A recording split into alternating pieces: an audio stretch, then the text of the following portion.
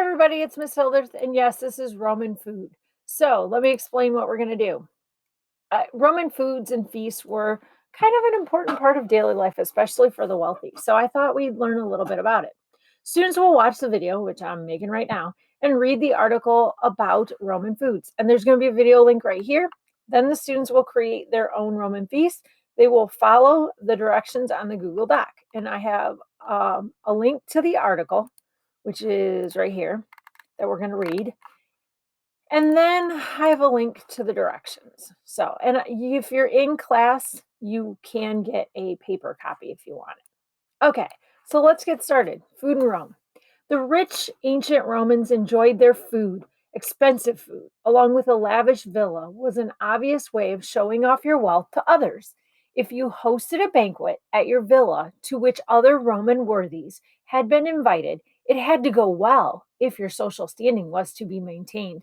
Hence, why elaborate and expensive foods were well provided. Roast peacock and ostriches and the like would be provided. Okay, so what are they saying to us? So think about social standing. What does that mean? Status, right? Standing, status, synonyms of each other. Okay, so basically, when you think about it, um, you would base how well your banquet went or your feast would help you with your social status and staying at the top. So a different lifestyle also meant that eating habits of the ancient Romans were different than ours today. Breakfast, the Romans called this jentaculum, was taken in the master's bedroom and usually consisted of a slice of bread or wheat pancake, eaten with dates and honey. Wine was also drank. Change that. Lunch, the Romans called this prandium, was eaten at about 11 a.m. and consisted of a light meal of bread, cheese, and possibly some meat. In many senses, or everything was geared up or building up towards the main meal of the day, the cena. Cena was eaten in the late afternoon or early evening. If the master of the house had no guests, cena might take about an hour. If he did have guests, then his meal might take as long as 4 hours. A light supper was usually eaten just before the Romans went to bed, consisting of bread and fruit. The Romans were usually not big meat eaters, and a lot of their normal meals involved vegetables, herbs, spices together with a wheat meal that looked like porridge. The Romans did not sit down at a table to eat their meals. I find this interesting. They spread out on couches around a low square table. They basically ate lying down. They also ate most of their meals with their fingers. Go figure. Although they did use spoons for some dishes, such as soup, and have knives to cut their food into bite sized pieces, but they didn't very rarely use forks. However, for a rich man's banquet, anything exotic or unique that could be purchased was served. Many meals were served with sauces. The Romans seemed to be particularly fond of sauces as it gave the cook an opportunity to make a dish seem a little bit more exciting than it may have been without the sauce. One particular favorite was garum, which was made by mixing fish waste with salt water and leaving it for several weeks until it was ready to use. By all accounts, it was salty and highly flavored. Sauce. Sauces made from vinegar, honey, pepper, herbs, and spices were also popular. The Romans seemed to be very keen on sweet food and drink. One of the favored drinks was called mulsum, which was a mixture of boiled wine and honey.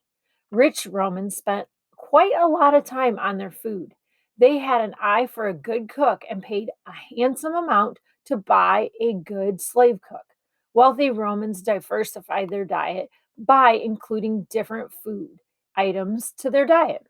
They could easily afford beef, pork, chicken, mutton, and fish, and also snails. They arranged banquet meals and invited guests for dinner. These dinner parties were expensive affairs with lots of exquisite food and high quality wine. Rich people used many exotic spices like cinnamon, pepper, clove, and nutmeg, which were imported all the way from India. Now, quick little side note. Think about why wine was so popular.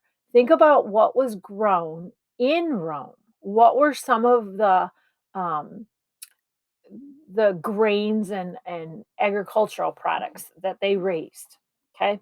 One sign that a meal or banquet had gone down well was if guests asked for bags to take home dishes that they had enjoyed. So even back then they had leftovers.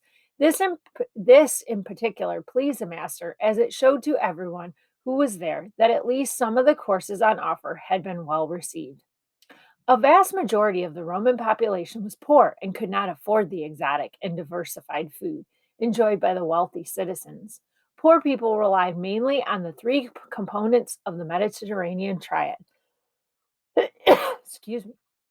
Barley, olive oil, and wine, and supplemented it with vegetables, which were abundantly available, and fruits. Some people who owned dairy cattle and chicken also added eggs, milk, and cheese to their diet. Poor Romans ate a vegetable stew called pottage with cheap salted bread. Most food was either boiled or fried in olive oil. Very few homes needed an oven, as so little food was roasted. Two Roman meals: baked dormice. Stuff the dormice with minced pork or the meat of other dormice, chopped up with herbs, pepper, and pine nuts. Sew up the dormice and cook in a small oven. A sweet. Take the crust from the white loaf of bread, right? And break the bread into largest pieces. Soak them in milk and fry them in hot oil or fat. Pour honey over them and serve. So, if you were invited to a Roman dinner, would you accept? Why or not? So, think about it. Excuse me. Why do you think people would want to go? Think about the foods that you just heard about and consider if you would go. Romans considered a wine daily necessity and not an extravagance. Wine was available to people of all sections of Roman society, even slaves. Men and women both consumed wine. However, Romans did not approve of excessive alcohol consumption by women. High demand and consumption of wine led to its production all over the empire. Grapevines were grown all over the Italian peninsula and were used for wine production. Romans consumed wine throughout the day in all their meals. The writer Petronius wrote about his eating experience in around AD 60. After a generous rub down with oil, we put on dinner clothes. We were taken into the next room where we found three couches drawn up and a table very luxuriously laid out awaiting us. We were invited to take our seats. Immediately, Egyptian slaves came in and poured ice water on our hands. The starters were served. On a large tray stood a donkey made of bronze. On its back were two baskets, one holding green olives and the other black. On either side were dormice, dipped in honey and rolled in poppy seed. Nearby, on a silver grill, piping hot, lay small sausages. As for wine, we were fairly swimming in it. Okay, so that gives you a little idea of what type of foods, especially the wealthy Romans had, and what you could find at a feast. Okay, now we're going to go on, and these are just some helpful, fantastic feasts. So, these are some steps, a 10-step guide. So, this will help you when you're creating your feast. Number one, star guest. Everyone wants to meet famous people. So, invite someone important, a senator or general. Then all the other leading citizens will want to come. Number two, guessing game. Don't ask anyone else until the day before your dinner party.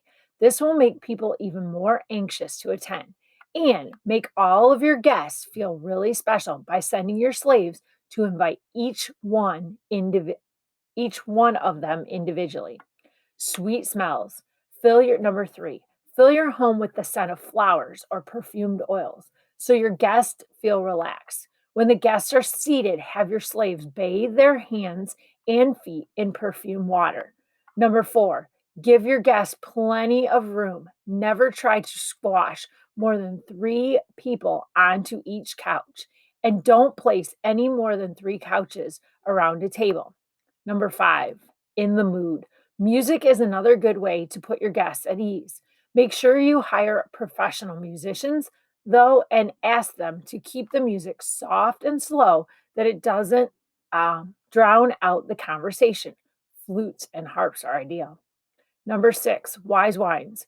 You'll probably be offering a choice of wines: spiced, warm, iced, or sweetened with honey. But don't spoil the fun by letting people drink too much too soon. Number 7, only the best. You can offer anywhere from 3 to 10 courses, but the more dishes, the better.